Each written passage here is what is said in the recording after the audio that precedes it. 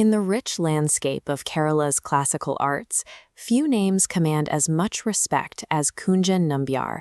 He was a titan of Malayalam literature and the mind behind Thulal, a satirical dance form that mocked the social elite.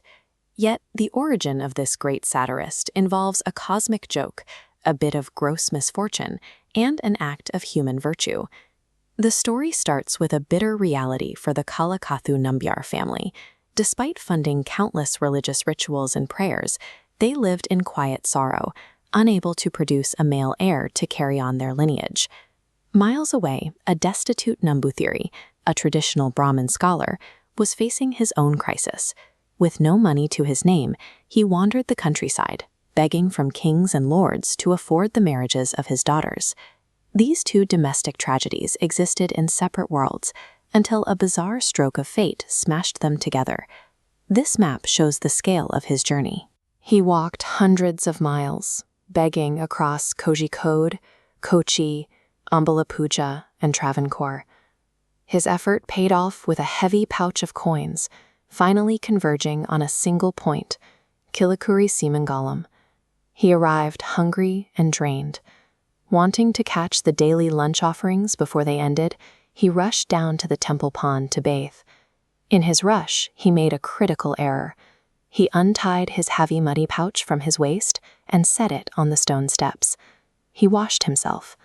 When he turned back, the pouch was gone. He searched everywhere. Nothing. All that effort vanished in seconds.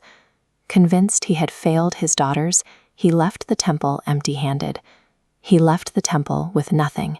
Yet this loss was the necessary starting point for the legacy of Kunchan Nambiar. While the Nambuthiri bathed, a wandering cow strolled past and dropped a mass of dung directly onto his money pouch. Opportunistic thieves walked right past the pond that afternoon. None of them looked twice at the mess, ignoring the gold hidden underneath. Later, the temple priest's wife came down to the pond. Noticing the mess, she scooped up the dung. Hidden inside the mess, she felt the heavy leather pouch full of coins. She could have used that wealth to solve her own family's crisis. Instead, she washed the pouch, locked it inside a wooden chest, and waited for the owner.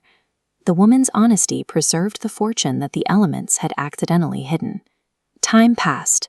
Eventually, the Nambuthiri found himself wandering right back to that same Killikkurissimangalam temple. The temple priest recognized him from his previous visit. He invited the traveler home, and as they chewed betel leaves together, the two men shared stories about their mutual suffering. The priest's wife overheard the Nambuthiri describing exactly how he lost his money. She walked over to her chest, carefully unlocked it, and handed the stunned man his untouched bag of gold. He was ecstatic.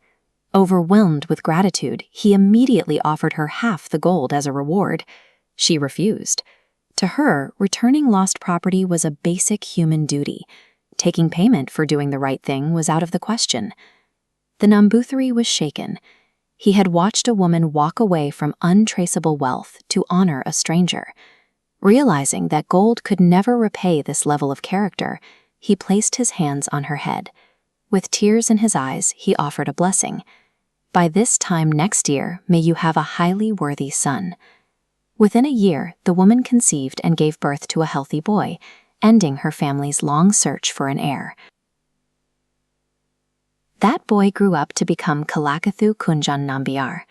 One of history's great satirical minds traces its origin to this moment, an absurdist joke involving cow dung met by a mother's integrity.